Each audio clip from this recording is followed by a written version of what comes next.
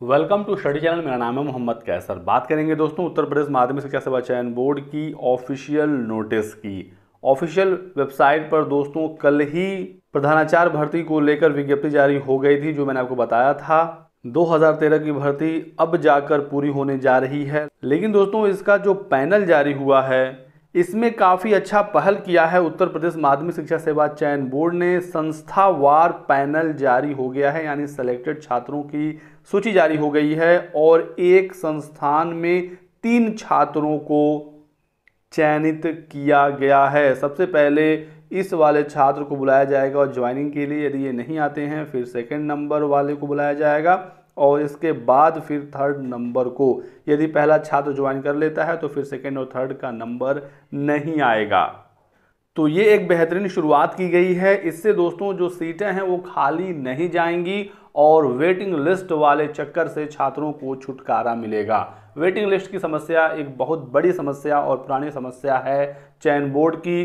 TGT 2016 वाले छात्र high court भी गए थे। कोर्ट ने कहा कि काउंसलिंग के जरिए इनको नियुक्ति दी जाए, क्योंकि वेटिंग लिस्ट के लिए काउंसलिंग नहीं हो रही थी।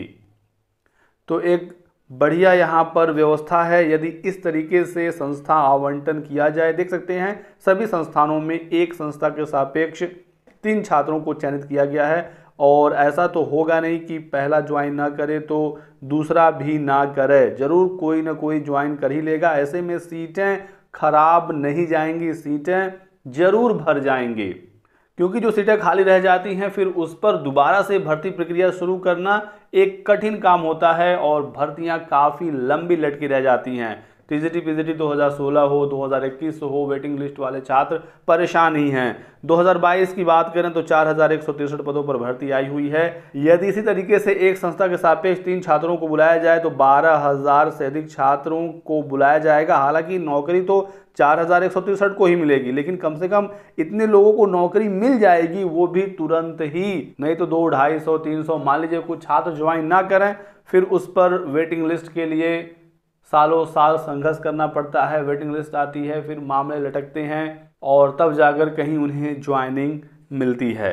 तो ये एक अच्छी पहल है और ऐसा ही चयन बोर्ड को करना चाहिए उनकी सभी भर्तियों में। इसको लेकर मांग भी होनी चाहिए कि इसी तरीके से भर्तियों को क्लियर किया जाए। इसके बाद भी यदि कुछ सीटें खाली रह जाती हैं तो आप उस पर वेटिंग लिस्ट जरूर निकालिए।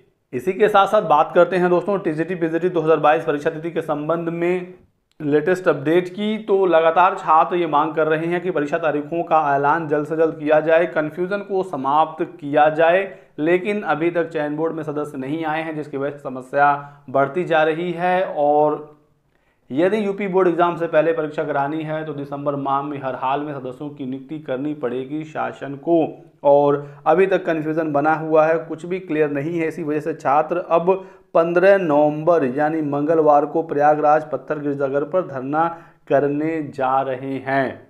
तो यदि आप भी चाहते हैं कि टीजीटी पीजीटी की परीक्षा तारीखों का ऐलान हो तो 15 नवंबर दिन मंगलवार, इस दिन आप प्रयागराज पत्थर गिरजाघर पहुंचिए, जो ऑफिशियल जगह है धरना प्रदर्शन के लिए। युवा मंच की अगुवाई में यहां पर धरना होगा और मांग यही होगी कि जल्द से जल्द सदस्यों की नियुक्ति करके चयन बोर्ड का गठन किया जाए और परीक्षा करा लिया जाए, क्योंकि सुगबुगाहट इस बात की भी है कि नया आयोग बनेगा।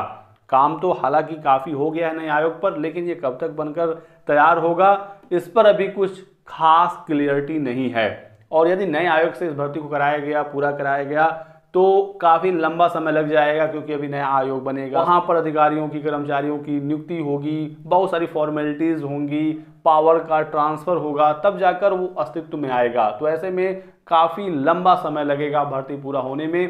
यदि 2022 वाली भर्ती को जल्द पूरा करना है तो उत्तर प्रदेश माध्यमिक शिक्षा सेवा चयन बोर्ड द्वारा ही इसे जल्दी पूरा करा जा सकता है और इसके लिए सदस्यों की नियुक्ति करनी पड़ेगी और इसी वजह से धरना किया जा रहा है, ताकि शासन जल्द से जल्द सदस्यों की नियुक्ति करे। चयन बोर्ड पर धरना करने से कुछ खास फायदा होगा नहीं, क्योंकि चयन बोर्ड तो खुद चाहता है कि परीक्षा हम करा लें, लेकिन सदस्य उनके पास है नहीं, जिसकी वजह से मामले फंस रहे हैं। चयन बोर्ड कोशिश में है जनवरी में परीक्षा कराने का, लेकिन वो कुछ नहीं कर सकते यदि सदस्यों की नियुक्ति नहीं हुई तो।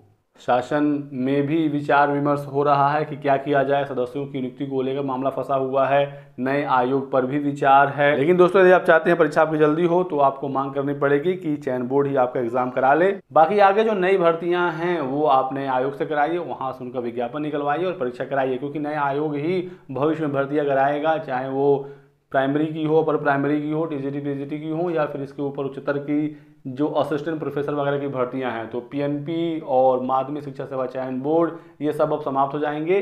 बस एक ही आयोग रहेगा जो सभी भर्तियां कराएगा। लेकिन फिलहाल 2022 वाली टीजीटी पीजीटी भर्ती को चयन बोर्ड द्वारा करा लिया गया, तो आपका काम जल्दी बन जाएगा। तो ये रहा आज की वीडियो में 2 महत्वपूर्ण अपडेट। वीडियो को लाइक और चैनल को सब्सक्राइब कर दीजिएगा ताकि आपको इसी प्रकार की सभी लेटेस्ट और ऑथेंटिक इन्फॉर्मेशन मिलती रहे। Thanks for watching.